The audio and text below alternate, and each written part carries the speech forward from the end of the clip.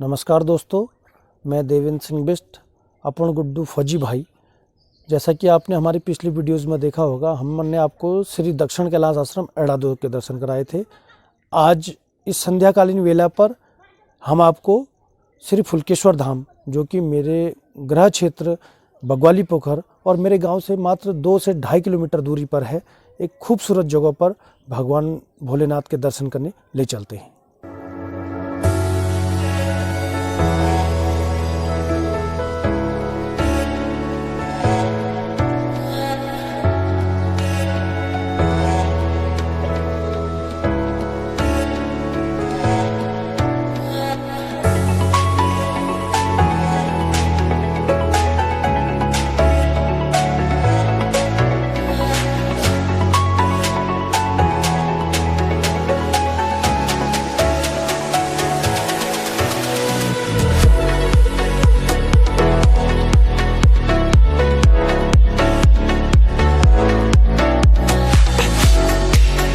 हमने आपको बताया था दोस्तों कि हम फुलकेश्वर महादेव मंदिर में संध्याकालीन अपने निमित्त कार्य के लिए जा रहे हैं। तो आप देख रहे होंगे, अभी हम पहुंच चुके हैं श्री फुलकेश्वर महादेव मंदिर। अभी यह मंदिर अपने नवजीर्णोद्धार में भी है। आप देख रहे होंगे कि यहाँ बड़ा अच्छा जीर्णोद्धार कार्य चल रहा है, जिसमें मुख्यतः बांसुली शेरा क्षेत्र और उससे लगे हुए कई गाँवों के क्षेत्र जन समूह द्वारा इसमें जो कंट्रीब्यूशन आ रहा है, या उनके जो जन सेवा कहें या दान पुण्य द्वारा यह मंदिर बन रहा है। मुख्यतः इसमें श्री भगीरथ महाराज जी, जैसा हमने आपको उनका इंट्रोडक्शन गागरीगोल में दिया ही था, तो महाराज जी के देख रेख में यह मंदिर कई गांव, बताया जाता है कि यह 15 गांव का समूह और यहाँ पर तीर्थधाम है। और यहीं पर ही आप अगर देखेंगे, बगल से गार्गी नदी निकलती है, जिसको गगास नदी के नाम से भी जाना जाता है, जिसका उद्गम भरतकोट, यहाँ नज़दीक एक पहाड़ी है, भरतकोट से उस नदी का उद्गम है। और यह नदी, इसी नदी के नाम पर इस घाटी को गगास घाटी भी जाना जाता है। और इससे अगल बगल सबसे बड़ा गांव बांसली शेरा, डोटल गांव, बगुना, कई अनेक गांव इस नदी से जुड़े हुए हैं। और इस नदी में आगे कई मंदिर संक्राएँ भी आगे बनती हैं, गार्गेश्वर धाम, अनेक कई मंदिर ऐसे बनते हैं। और जो समय समय पर यहाँ पर कई साधु संतों का भी आगमन होते रहता है। और मुख्यतः हमारा जो ये प्रोग्राम शाम का है, या हमने आपको अपने पहले वीडियोस में बताया था कि हमारा काम जो भी हमारे जीवन में अनुभव होता है, हम आपको शेयर करते हैं। उसी क्रम में धर्म का प्रचार प्रसार कहें या अपनी संस्कृति की जड़ों को आप तक पहुंचाना, उसी निमित्त में मुझे एक महात्मा जी द्वारा यह बताया गया था कि यदि जीवन में, सनातन धर्म की बात मैं आपको कह रहा हूँ, कि यदि जीवन में कभी हमें कोई दुख पीड़ा या परेशानी का अनुभव हो, तो बताइए, हमारे सनातन धर्म में वृक्ष भी हेल्प करते हैं।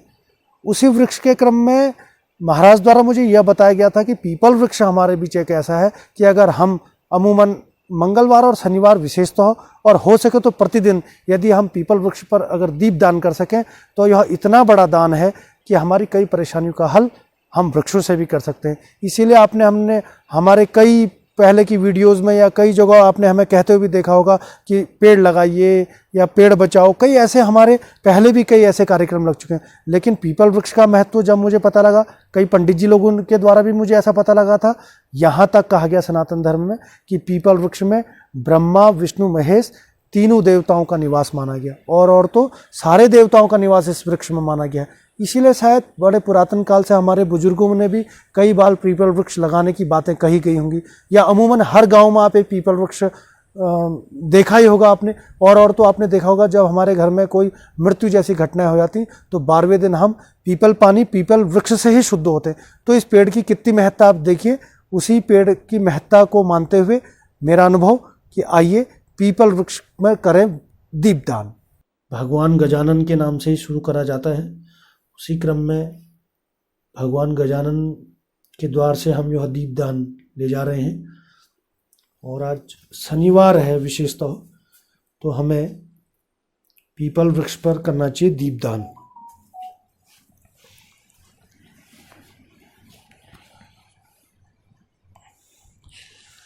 फुलकेश्वर धाम में अन्य कई मंदिर, छोटे छोटे मंदिरों का भी समूह है, जहाँ गजानन, काल भैरव, माँ सरस्वती, माँ दुर्गा, ऐसे कई मंदिर संकलाएँ हैं। और एक बड़ी विचित्र बात यह है कि आपको हमने मंदिर के जीर्णोद्धार के बारे में बताया था।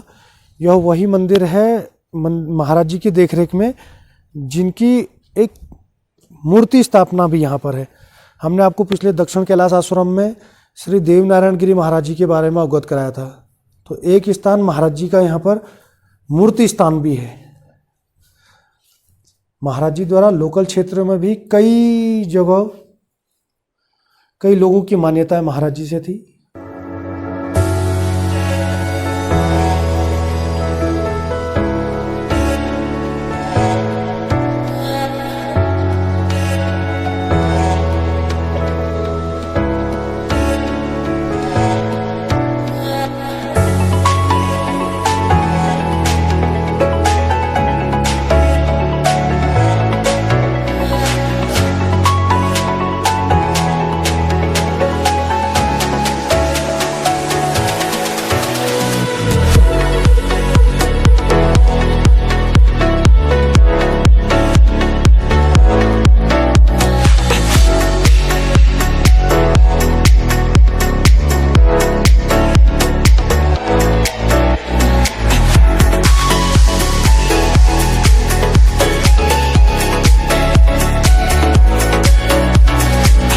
तो दोस्तों, आपने हमारे साथ श्री फुलकेश्वर महादेव के दर्शन भी करे होंगे, गुरु महाराज का दर्शन करा होगा। साथ ही साथ आपको बड़ी एक काम की चीज़ पता लगी होगी कि सनातन धर्म में वृक्षों की भी कितनी पूजाएं होती हैं। तो आज का मेन उद्देश्य कि आओ हम अपने वृक्षों की जिनकी इतनी पूजा करी जाती है उन्हें पूजित करें और समाज के लिए एक नया संदेश दें।